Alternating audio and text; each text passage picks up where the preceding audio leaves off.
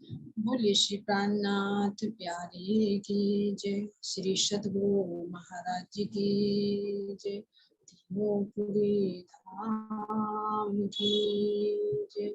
सर्व सुंदर साथ की जय। बंदो सद्गुरु चरण को पुरुष प्रेम प्रणाम। अशुभ हरण मंगल चंद्र जी नाम। श्री प्राणनाथ सतगुरु परम विनय करो प्रणाम। विकट कपाट सुमरन जिनके नाम। श्री राम रतन सतगुरु मेरे काटो सकल कले। चरणों में करो वंदना हृदय करो परवेश। श्री प्राणनाथ निज मूलपति श्री महराज शुभ नाम। तेज कुमार श्यामा युगल को पल पल करो प्रणाम। पल पल करो प्रणाम। बोले श्री प्राणनाथ प्यारे की जय। श्री सद्गुरु महाराज जी की जय। सभी सुंदर साथ के चरणों में कोटि कोटि प्रेम प्रणाम। तो चलिए सुंदर साथ जी, अब हमारी चलती है 56 चौपट। श्री जमुना जी के जो पार वन पशु पंखी आही प्रकार। मोहल सामे शोभे मोहल सो मैं क्यों कहूँ या मुख को। सो मैं क्यों कहूँ या मुख को। बोले श्री प्राणनाथ प्यारे की जय। तो सुंदर साथ जी अब श्रोता को परमधाम लेकर चलिए जहाँ का महाराज जी वर्णन कर रहे हैं। अभी हमने देखा कि श्री जी कहाँ का वर्णन कर रहे हैं, पशु पक्षियों का, जो खुद अपनी आत्मा की दृष्टि से भी देख रहे हैं। और अब वर्णन करते हुए क्या कह रहे हैं कि जमुना जी के जो पार है ना, जमुना जी के उस पार यानी पूर्व की तरफ एक हमारा रंग महल और एक हमारा अक्षर जी। तो उस ओर कह रही है कि जमुना जी की उस पार में भी इसी प्रकार के सातों वन, जैसे हमारे 7 वन रंग महल के सामने आए हैं, इसी तरह से जमुना जी को पार करके अक्षरधाम की तरफ भी हमारे 7 वन जो के तो आए। क्यों है ये ऐसे ही, इसका भी कारण है। क्यों? क्योंकि चित्त रूप में राज्य महाराज जी हैं तो मन रूप में अक्षर जी। तो जो चित्त के अंदर होता है वो मन के अंदर जरूर प्रतिबिंबित होता है।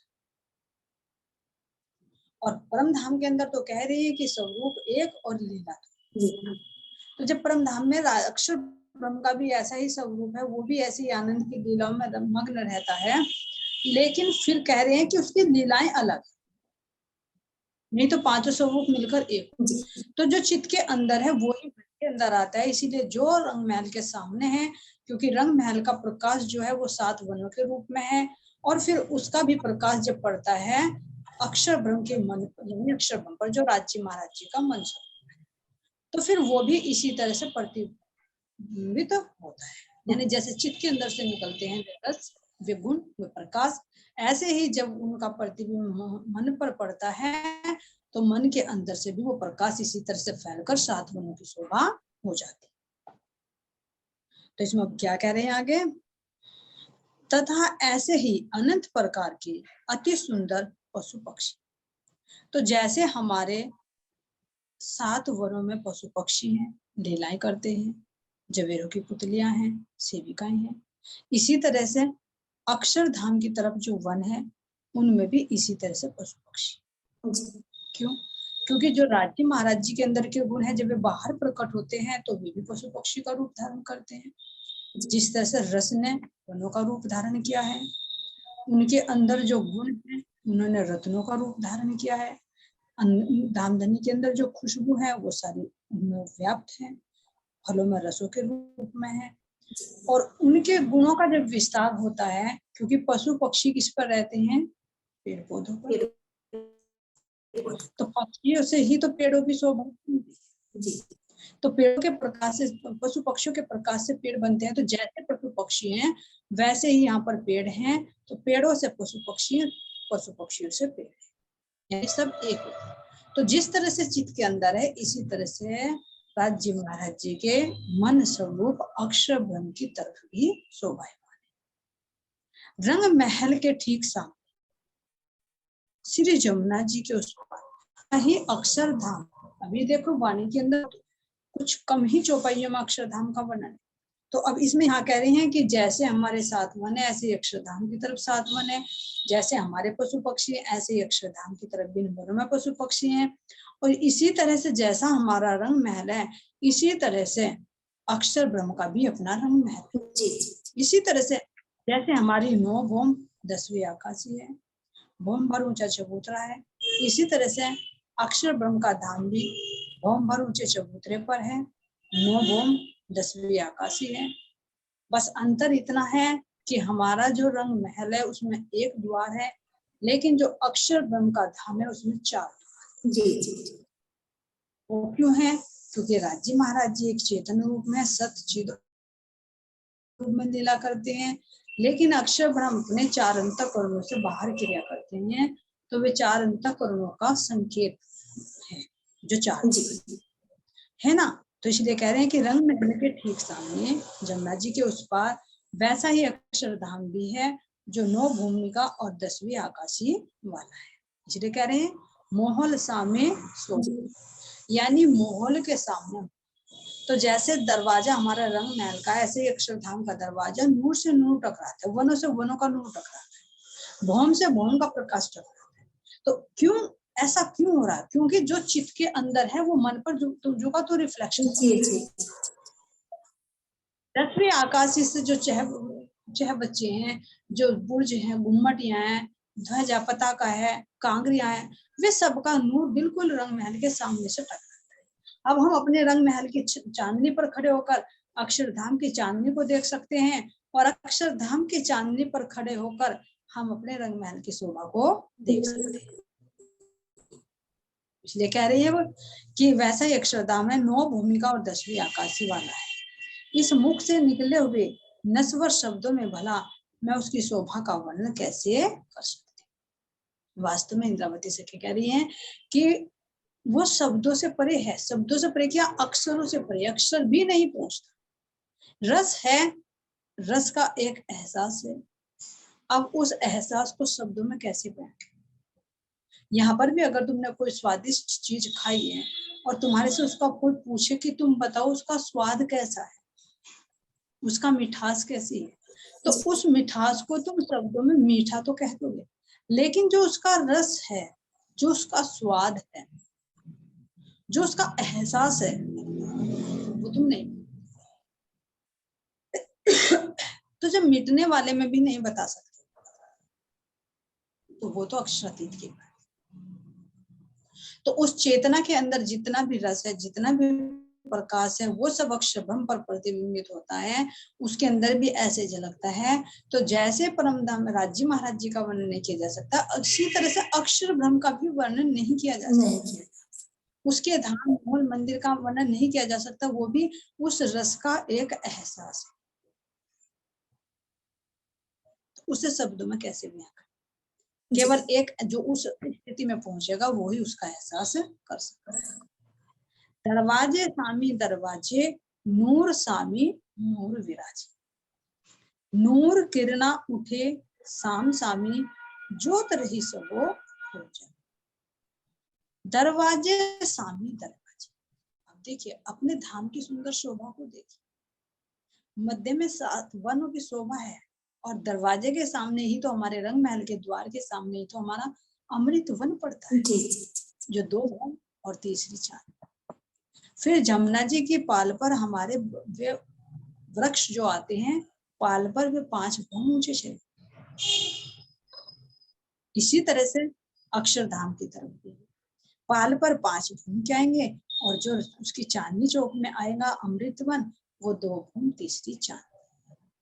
ऐसे ही सीढ़ी चढ़कर 2 सुंदर वृक्ष आएंगे, लाल और हरा, जैसा हमारा है ऐसे ही भूम पर सीढ़ी चढ़कर सुंदर दरवाजा है, जिस पर दोनों तरफ सुंदर 4-4 मंदिर के सुंदर 2 चबूतरे हैं, और 2 मंदिर का लंबा चौड़ा दरवाजा जी ना। तो इसलिए कह रहे हैं कि रंग महल तथा अक्षरधाम के मुख्य दरवाजे आमने सामने। तो जैसे दो मंदिर का लंबा चौड़ा हमारा दरवाजा, ऐसे दो मंदिर का लंबा चौड़ा अक्षरधाम का भी दरवाजा है। तो दोनों क्या पड़ते हैं? आमने सामने। अक्षरधाम के मुख्य दरवाजे आमने सामने हैं। इस प्रकार दोनों महलों के नूर की अद्वितीय शोभा हो रही। ये देखिए, अब एक तो हमारे रंग महल का नूर निकल रहा है, एक अक्षरधाम का नूर निकल रहा है। अब ये कहें कि रंग महल के प्रकाश से ही तो अक्षरधाम प्रकाशित है, इसीलिए राज्य महाराज जी को नूरे जमाल कहा है, क्योंकि नूर का पुंज है, और जो उस नूर के पुंज से जो प्रकाशित होता है वो अक्षर ब्रह्म, इसलिए उसको नूरे जलाल कहा जी। तो रंग महल का जो प्रकाश पड़ता है वो अक्षरधाम बनता है, और फिर अक्षरधाम के अंदर से भी प्रकाश निकलता है, तो वो भी अपने मूल से टकराता है। तो इस तरह से कह रहे हैं कि वो साम सामी दोनों का प्रकाश आपस में टकरा रहा है। इस प्रकार दोनों महलों के नूर की अद्वितीय शोभा हो रही है। एक उसकी उज्जवलता कैसा है, हमारा द्वार कैसा है, देखे तो वो प्रतिबिंब भी यानी दर्पण रंग का भी नजर आता है, और देखे तो चाहे तो पारदर्शी भी नजर आता है। तो एक तो उसका खुद प्रकाश, यहाँ पर भी देखे, यहाँ प्रतिबिंब में भी अगर एक शीशा ले फिर उसके दूसरे सामने दूसरा शीशा करे तो उसका कितना प्रकाश टकरा। जी। यहाँ पर भी कोई दर्पण लो तुम और उससे सूर्य के सामने लगो तो एक नया प्रकाश निकल कर जी जी। तो इसी तरह से जब नूर से द्वार का प्रकाश टकरा रहा है, तो उसी प्रकाश से तो ये 7 वन प्रकट हो रहे हैं। जी जी। उसी का ही प्रकाश। तो एक तो इन द्वारों का प्रकाश, एक इन भूमों का प्रकाश, एक जिमी का प्रकाश, एक इन वनों का प्रकाश, पत्तों का प्रकाश, जल का प्रकाश, यानी सारे में नूर ही नूर व्याप्त हो रहा है। और एक नूर दूसरे नूर से जब टकराता है तो एक नया नूर बनता है, नया प्रकाश बनता है, नया रंग बनता है। तो इसलिए महाराज जी कह रहे हैं कि यहाँ की शोभा को देखे तो सारा वातावरण नूर ही नूर नजर आता है। ये भी नहीं पता चलता कि कौन किसके प्रकाश से प्रकाशित हो रहा है, क्योंकि सबके अंदर नूर है, सब नूरमय है। लेकिन फिर भी उनके अंदर का जब नूर टकराता है तो एक नए नूर को प्रकट करता है। प्रकट क्या करता है वहां। तो ऐसा महाराज जी यहाँ की शोभा को कह रहे हैं कि यहाँ की शोभा को अपने आत्मा के नेत्रों से देखिए, ये नूर की अद्वितीय शोभा हो रही है जी। इन दोनों महलों की नूरी किरणें आमने सामने उठ रही, एक तरफ हमारा रंग महल और एक तरफ अक्षरधाम। जिस तरह से एक हमारे चित्त के अंदर से वो वृत्तियां निकलती, आनंद की वृत्तियां निकलती रहे, और फिर दूसरा मन भी उसके साथ में इंक्लूड हो जाता है, तो मन के अंदर भी कितने विचार। जी जी। यहाँ देखिए, अगर चित्त के अंदर कोई हो और मन उदास हो तो क्या एक खाली खालीपन सा लगता है। लेकिन अगर चित्त वृत्ति प्रसन्न है, मन भी प्रसन्न है, तो कितना खुशी बढ़ती है। तो वो तो हमारा परम धाम है, नूरी है। तो जो चित्त के अंदर है वो ही मन के अंदर है। तो इसलिए कह रहे कि इन दोनों महलों की नूरी किरणें आमने सामने उठ रही है, और उनकी अलौकिक ज्योति सर्वत्र ही अति सुंदर शोभा धारण करे। तो ये नूर भी ऐसे नहीं है कि ऐसे ही नूर है, ये नूर भी एक सुंदर आकृति, अनंत आकृति धारण करता है।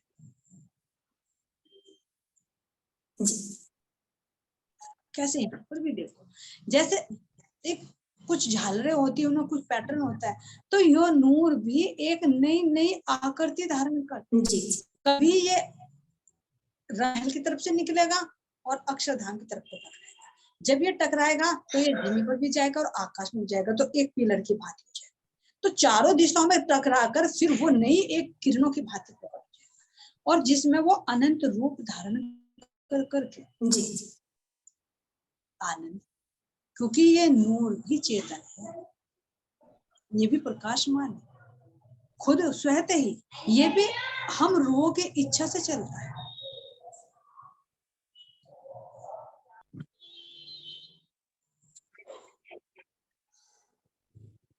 है ना। तो कह रहे हैं इन दोनों महलों की नूरी किरणें आमने सामने उठ गई और उनके अलौकिक ज्योति सर्वथी अति सुंदर शोभा धारण कर रही। अति सुंदर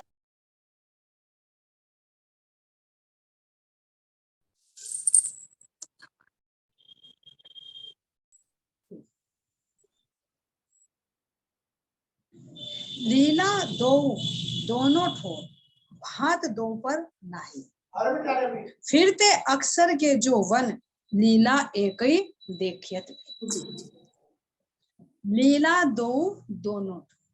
अब ध्यान देना, अक्षरातीत की लीला जमुना जी से पश्चिम स्थित रंग महल में होती है ना, जबकि अक्षर ब्रह्म यमुना जी से पूर्व के रंग महल यानी अक्षरधाम में विराजमान रहते हैं। जी जी, इसलिए कह रहे हैं कि लीला दो दोनों, दोनों ठोरों में दोनों की लीला होती है। रंग महल में हमारी राज्य महाराज जी की होती है और अक्षरधाम में अक्षर ब्रह्म और उनकी जो ठकुरानी जी है उनकी लीला होती है। भात दो पर नाही हो। अब कह रहे हैं कि श्री राज्य की लीला प्रेम और आनंद की होती है। भात दो पर नाही हो, यानी दो भातों की लीला होती है। एक कह रहे हैं श्री राज्य की लीला प्रेम और आनंद की होती है तथा अक्षर ब्रह्म मात्र सत्ता की लीला करते, स्वरूप एक और लीला दो। लेकिन वे रंग महल में नहीं करते, उनकी जो सत्ता की लीला होती है वो अक्षरधाम में होती है, बेहद भूमि में आकर अपने चारंतक कर्णों में करते हैं। तो इसलिए कह रहे वहां पर तो क्या करते हैं, वो कुटस्थ है। राज्य महाराज जी का दर्शन करते हैं, दर्शन करने के बाद में फिर अपनी लीला में मग्न हो जाते हैं। लेकिन क्यों कहा जा रहा है, क्योंकि वहीं से तो मूल सेंटर है, सारी ऊर्जा वहीं से तो मिलती है। जैसे हमारे कोई गुण अंग इंद्रिया कार्य करते हैं या हमारे हाथ पैर कार्य करते हैं तो ऊर्जा कहाँ से मिलती है, चेतना से मिलती है। लेकिन चेतना थोड़े काम कर रही है, हम चल रहे हैं तो कौन चल रहे हैं, पैर चल रहे हैं, कुछ चीज उठा रहे हैं तो हाथ उठा रहे हैं, बोल रहा है तो मुख बोल रहा है, लेकिन ऊर्जा कहाँ से मिल रही है इसको, चेतना से। तो इसी तरह से इसीलिए कह रहे हैं कि इसकी सत्ता की लीला, लेकिन परमधाम में सत्ता नहीं, वहां पर तो प्रेम की लीला है। तो इसलिए कह रहे हैं कि श्री राज्य की लीला प्रेम और आनंद की होती है तथा अक्षर ब्रह्म मात्र सत्ता की लीला करते हैं। फिर भी दोनों का स्वरूप एक ही है, स्वरूप एक और लीला दो। तो क्योंकि परमधाम में द्वैत हो ही नहीं सकता, परमधाम में नहीं कह सकते कि राज्य किशोर स्वरूप हैं और अक्षर ब्रह्म बाद, तो द्वैत हो गया। जी, अगर स्वरूप है तो लक्ष्मी जी क्या कर रही है उनके साथ में, ऐसा ही स्वरूप। जैसे साहिबी कह रहे कि साहिबी भगवान जी की वैसी लक्ष्मी जी की है, जैसा स्वरूप राज्य का है वैसा ही अक्षर ब्रह्म का भी है। फिर भी दोनों का स्वरूप एक ही है। अक्षरधाम के चारों ओर जो वन आए हैं उनमें एक ही प्रकार प्रेम और आनंद की लीला होती है, भिन्न प्रकार की प्रतीत होती है।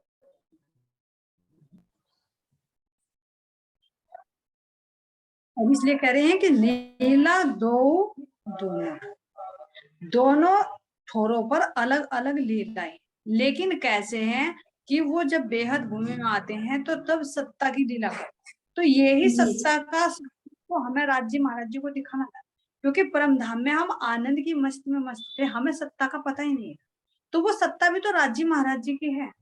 तो ना तो हमें इश्क का पता था, ना हमें साहिब का, कि मेरे राज्य महाराज जी का जो सत अंग है वो कितनी सत्ता है, कितने शक्तिशाली, कैसे हुक्म चलता है, कैसे वो बनने मिटने वाले भगवान बनाता है, और कैसे हम हुक्म के अधीन होकर हम भी फरामोशी में हो जाएंगे। वो हुक्म यहाँ तो चलता ही चलता है, लेकिन परमधाम में भी कैसे हुक्म चलता है ये देख।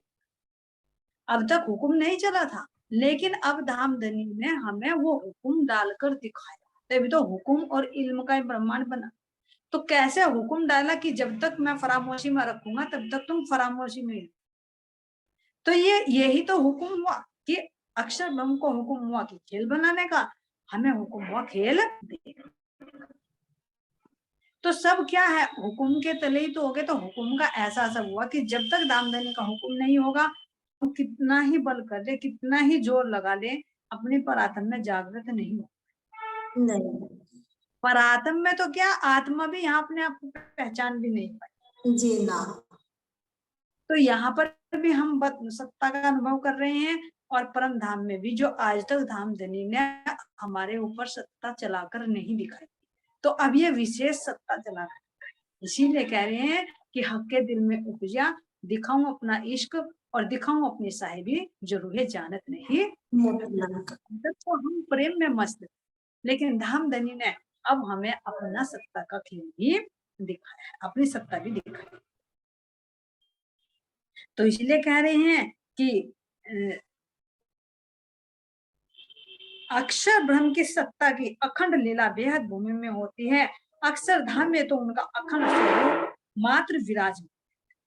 अब आठों सागरों सहित संपूर्ण 25 पक्ष में श्री राज श्यामा जी और सखियों की ही प्रेममयी लीला। बाह्य रूप से देखने पर तो ऐसा लगता है कि अक्षरधाम और उसके चारों ओर के वनों में अलग प्रकार की लीला होती है, किंतु तत्वतः ऐसा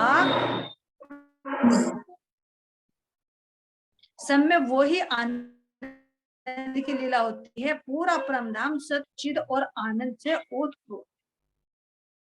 लेकिन फिर भी ये कह रहे हैं कि जो अक्षर ब्रह्म, अब ये प्रश्न उठता है कि जब एक ही स्वरूप है तो अक्षर ब्रह्म को क्यों नहीं पता था उस सत्ता? जी जी जी जी।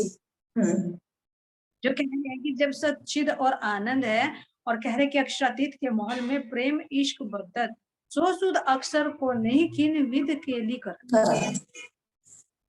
तो फिर ऐसी कौन सी लीला है? क्यों? क्योंकि वहां पर राज्य महाराज जी सब राज्य महाराज जी के हुक्म के अधीन। जब राज्य महाराज जी सत अंग को अपने आनंद में आवरण में डाल देते हैं तो उसे कोई सुधि नहीं रहती। जैसे हम बेसुध, जैसे हम बेसुधते की रूह बेनियाज थी बीच पका 12,000 जाने ना आप वर्ष की साहिबी आपार। तो क्या हमारे धामधनी के अंदर द्वैत था? जी। फिर कह सकते हैं कि राज्य को पता था और हमें नहीं पता था, तो क्या द्वैत हुआ?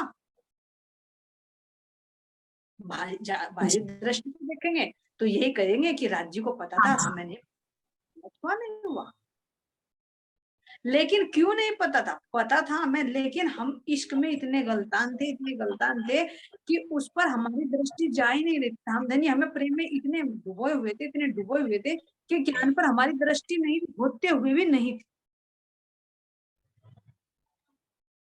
तो इसी तरह से अक्षर ब्रह्म की भी स्थिति, अक्षर ब्रह्म है सच्चिद आनंद में, लेकिन उस पर भी धामधनी का हुक्म चलता है। वह उस अंतरंग लीला का अनुभव उसको नहीं कराना चाहते, बस जितना देते हैं कि बाहर से आए, दर्शन करे और चले। जितना धामधनी जिसको जितना देना चाहते हैं वो उतना ही देते हैं, क्योंकि सब दास जी महाराज जी को चेतना के। तो अक्षर ब्रह्म पर इतना ही हुक्म था कि तुम नित्य प्रति दर्शन करने के लिए आओ और फिर सृष्टि को बनाओ। लेकिन अब राज्य महाराज जी ने तो चाहा कि जिस रस में ये रोज रहता है, इसे पता नहीं है, इसे मैं अपना वो अंतरंग लीला दिखाऊं। क्या अक्षर ब्रह्म के दिल में आई अपने आप? जी। पहले उनके दिल में आई, तभी तो उनके दिल में आई कि मैं अक्षर ब्रह्म को दिखाऊं। यानी वो चीज थी लेकिन उसको पता नहीं था। अपने रंग महल में करता था ठकुरानी जी, लक्ष्मी जी, जब ऐसी भूमि है तो सब चीज है वहां पर भी। ये कहते कि 5वीं भूमिका नहीं है, ये तो है, लेकिन फिर अगर इसमें 9 भूमि आते फिर 5वीं भूमिका में क्या है? जी। तो सारा वो ऐसा ही है। इसीलिए तो आता है कि जब सुबह के प्रातः काल से दर्शन करने के लिए जाते हैं, लेकिन अक्षर ब्रह्म बाद में जाते हैं दर्शन। जी जी जी। क्योंकि वहां पर जैसे हमारे पशु पक्षी राज्य महाराज जी के दर्शन करने के लिए आते हैं, ऐसे ही अक्षर ब्रह्म के जो धाम के अक्षर के वनों में जो पशु पक्षी वे दर्शन करने के लिए। जी जी जी। जैसे हम झीलना करते ऐसे वो झीलना करते, उसके भी पाठ गाते। तो इसीलिए जैसी साहिबी हमारी वैसी रूहन की, जो महाराज जी कह रहे हैं कि जैसी साहिबी रूहन की वीर लक्ष्मी जी की भी, जैसी साहिबी है वैसी साहिबी लक्ष्मी जी की भी है। वाहे दत्त में न तफावत पर ए जाने रूहे अरस्तन। वाहिदत में अब दो नहीं है, एक ही है। इन सबको रूहे जान, लेकिन कहाँ पर उसे कहाँ पर वो सुख मिलता है? अक्षरधाम के। जी जी जैसे शिव को रूहों को आनंद मिलता है, ऐसा ही लक्ष्मी जी को भी मिलता है, उसका भी अपना धाम। तो वो अपनी लीलाओं में मस्त रहते हैं, इसलिए बाद में जाते हैं। और जैसा आनंद, जैसा हम अपने रंग महल में सेन की लीला करते, ऐसे अक्षरधाम भी अपने रंग महल में सेन। तो वहां पर अद्वैत है तो, लेकिन लीलाएं अलग। तो इसीलिए कह रही हैं तत्वता ऐसा नहीं है कि उनमें महलों में जो अक्षरधाम के वन है उनमें अलग लीला होती है, जो उसका रंग महल है उसमें अलग लीला होती है, और हमारे वन और हमारा रंग महल है उसमें अलग नहीं। कह रहे महाराज जी की ऐसा नहीं है, दोनों सब है। कई मिलावे सोहने, धनी सैया के खिलौने, पशु पंक्षी जुथ मिलत, आगे बढ़े दरवाजे की। अब क्या कह रहे हैं? कई मिलावे सुहने, धनी सैयों के, पशु पक्षी के अनंत जुट, यानी अनंत समूह है जो बहुत ही सुंदर दिखाई दे। कई मिलावे जुट के जुट, झुंड के झुंड, देखो कैसे सुंदर हाथियों के झुंड। इसमें कह रहे हैं कि कोई छोटा सा, कोई 1 साल का, कोई 2 साल का, कोई 3 साल का, कोई 4 साल का, कोई बड़े, है ना। और कोई सफेद, कोई लाल, कोई पीला, कोई हरा। तो झुंड के झुंड हाथियों के, झुंड के झुंड मोरों के, तोता मैना के, खरगोश के, कल देखा है हिरन के, है ना। तो जी ऐसे कह रहे हैं छोटे छोटे पशु पक्षियों के, बड़े के भी, सब तरह के। तो इनके झुंड बहुत ही सुंदर दिखते हैं। हर एक पशु पक्षी नूर, हर एक रोम रोम में नूर का सुगंधी खुशबू, जितना देखे इतनी मधुरता, जिसमें अथाय रस भरा हुआ है, और अनंत तरह की कला है। ये नहीं कि एक एक विशेष कला है। परम धाम के अंदर ये विशेषता है कि जो जल का जीव है वो थल वाली लीला भी कर सकता है, जो थल का कर जीव है वो जल। जैसे कह रहे हैं कि परम धाम के घोड़ों के भी पर, वे भी आकाश में उड़ते, तो वो उड़ने वाला भी जल में भी रह सकता है। और जल का रहने वाला जो मछली है वो थल पर भी रह सकती है, वो उड़ भी सकती है। क्यों? ऐसा क्यों? क्योंकि सबके अंदर समान रूप से है, एक रूप है। यहाँ की भांति कालमय की ब्रह्मांड की भांति द्वैत नहीं है कि अगर मछली को तुम जल से निकाल दोगे वो तुरंत मर जाएगी। बर्फ में रहने वाले को तुम यहाँ गर्मी के इलाके में ले आओगे तो वो मर जाएगा, गर्मी वाले को तुम बर्फीले क्षेत्र में पहुंचा दोगे तो वहां वो सुटेबल नहीं हो पाएगा। जी ऐसा जी नहीं। परम धाम में सब अद्वैत, यहाँ सब द्वैत। यहाँ की भाषाएं अलग होती है, अलग अलग गुण होते हैं, लेकिन परम धाम के हमारे पशु पक्षियों के अंदर जो एक गुण है वो सबके। इसीलिए घोड़ा मोर की तरह नाच सकता है, मोर की तरह बोल सकता है, मैं तोता मैना की तरह बोल सकता है, हाथी है बंदर की तरह गुलाटियां खा सकता है। ये नहीं कि उसका भारी शरीर है तो कैसे गुलाटियां। तो ये देखिए कैसा, जब एक वृक्ष से सारे फल ले सकते हैं तो क्या एक पशु पक्षी से सब तरह की कलाएं नहीं हो सकती? जी हो सकती। वो सबकी भाषाएं बोल सकते। जैसे बंदर तो कहते हैं कि नकल उतारता है, लेकिन परम धाम में वास्तविकता है। बंदर हाथी की तरह भी चिंगाड़ सकता है, घोड़े की तरह हिन हिना सकता है, सांप की तरह फुंकार मार सकता है ना, को मोर की तरह मधुर ध्वनि में बोल सकता है, कोयल की तरह बोल सकता है। यानी हम ब्रह्मात्माओं की तरह, ऐसा ब्रह्म के हर एक पशु पक्षी के अंदर ये एबिलिटी है। क्यों? क्योंकि हमारे परम धाम जो है वो सब अद्वैत होने का है, जो एक के अंदर है वो सबके अंदर। तो देखिए है नहीं है इस जी संसार से हटकर।